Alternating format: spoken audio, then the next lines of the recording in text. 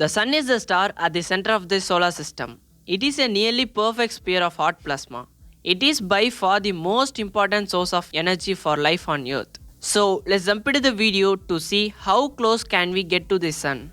We publish good content videos every day. If you're not subscribed to the channel since, don't forget to tap the subscribe button below, otherwise I will hypnotize you.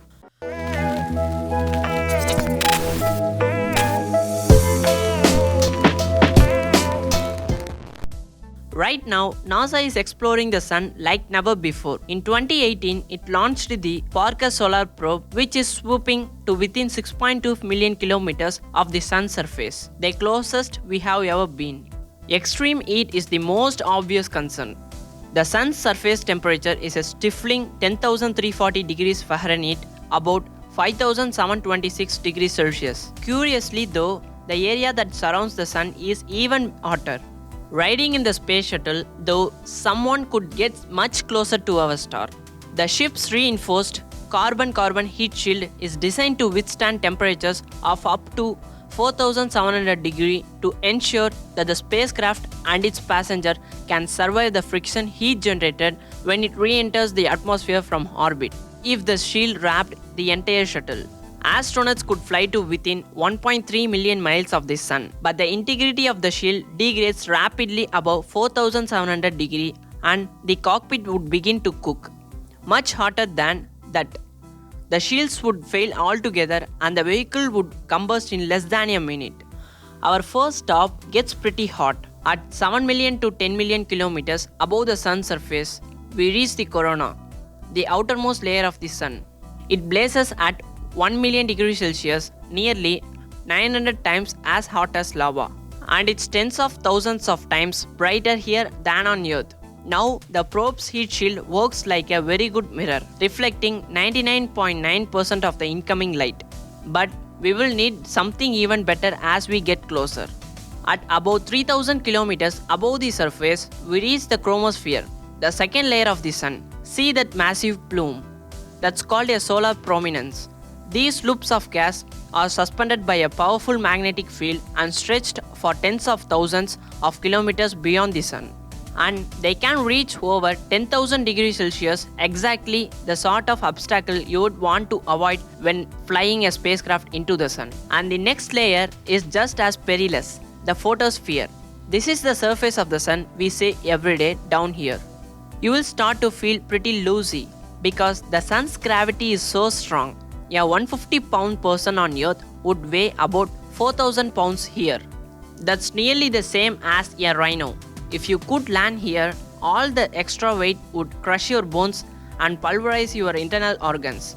But if you take a look around, there is nothing here for you to actually land on, because the Sun doesn't have any solid surface to speak of. It's just a giant ball of hydrogen and helium gas.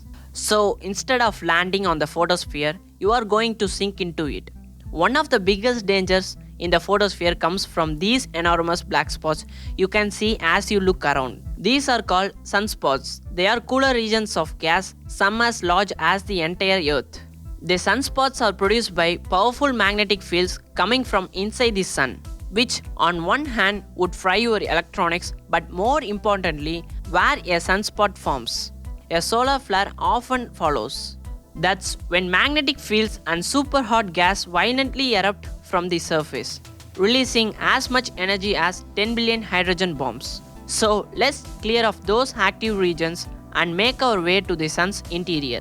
So even if we made it this far, we couldn't actually survive down here. But for curiosity's sake, let's keep going. The Sun emits a huge amount of radiation, including some forms that we perceive as visible light.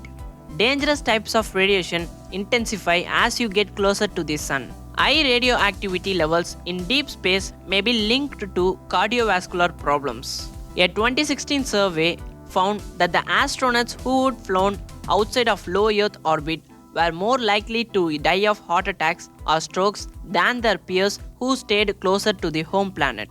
To protect most of its data collecting instruments, the Parker Solar Probe has been fitted with a custom-made heat shield consisting of two carbon composite boards, an outer layer of reflective paint and a lightweight foam core.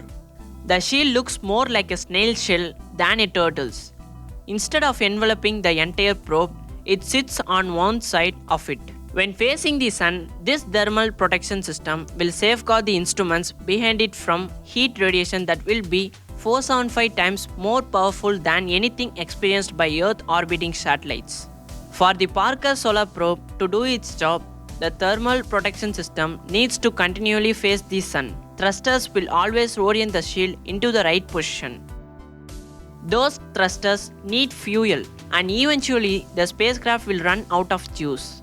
The Parker Solar Probe was designed to orbit the sun at least 24 times.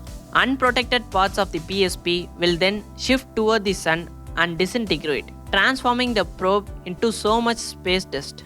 So, even if you manage to survive the blistering heat, the solar flash, and the crushing pressure, you would now have to climb out of the solar system's biggest nuclear reactor.